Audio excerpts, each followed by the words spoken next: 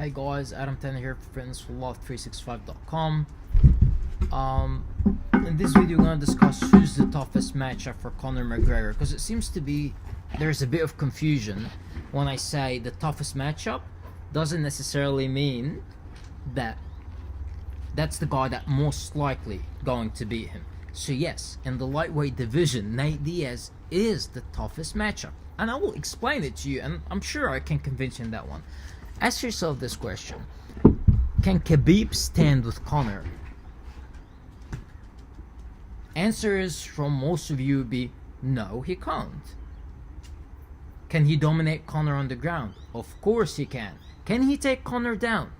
We never know. If anyone can, it's him. If anyone can, it's him. And please don't compare it to Chad Mendes. Conor was not scared of Mendes taking him down to begin with.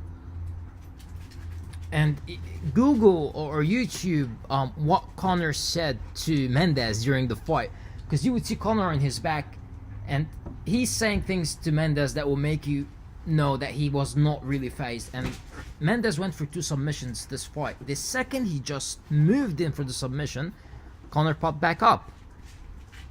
He was just making him guess himself out. Can Conor knock out Khabib? We also can't say that for sure.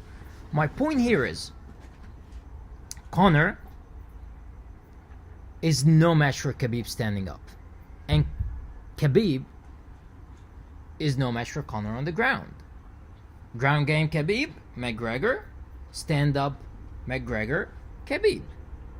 Pretty even, 50-50. This is why this is the fight I want to see the most. But on the other hand, Nate Diaz has the advantage on the ground. Nate Diaz can stand with Conor. I can also beat him standing up, and will gas him out for a lot of reasons. And Nate is a triathlete, which means God, I can't remember exactly the amount of kilometers you do, but I think it's a 4-kilometer swim, 120-kilometer bike ride, followed by a marathon, which is a 42-kilometer run.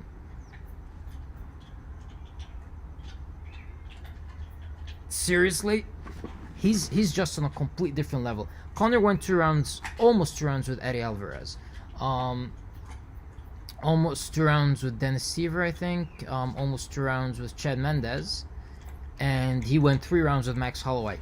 Not one of these fights did he even looked a little bit tired.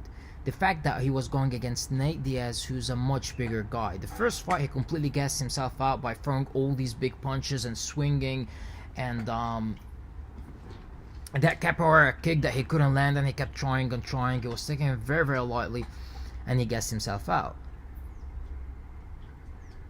Also, he's not used to fighting at that weight, which is also different. The second time he fought Nate came in way bigger, so every time they were in a clinch, you're stopping a guy that's much bigger than you. He wouldn't have that trouble with, other people. He didn't have that trouble with Eddie Alvarez. That's why he did not gas out against Eddie Alvarez. The issue is Nate hits you, and Nate's head movement is 10 times better than Khabib. His stand-up's 10 times better than Khabib. Who's a better fighter? Khabib is. Who has a better chance of beating Conor? Khabib does. Who's a tougher matchup? Nate is. Okay. So when I fight, I'm good at stand-up. My ground game is not the best. I don't work hard on it. I don't think I need to when I'm fighting small organizations. Sometimes, I tell you these 2 times, I won both fights, but that's not the problem is. I'll tell you who's the guy who gave me the hardest, toughest matchup. Was a guy that not even, the lowest guy, like honestly, skill level, he's the lowest guy I've ever fought, yet he was my toughest matchup. Why? His stand-up is very, very decent. He can take a hit. His cardio is off the charts, and he was brown belt in Brazilian Jiu-Jitsu. So I was,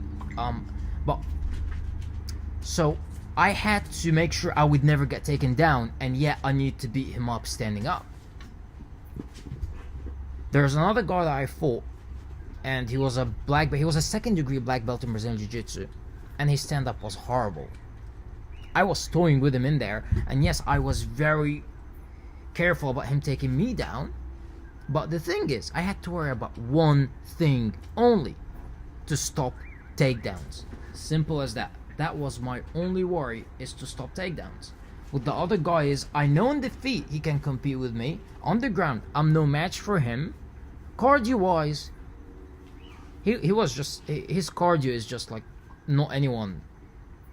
It's not like my cardio is bad, but he was on a completely different level. So yeah,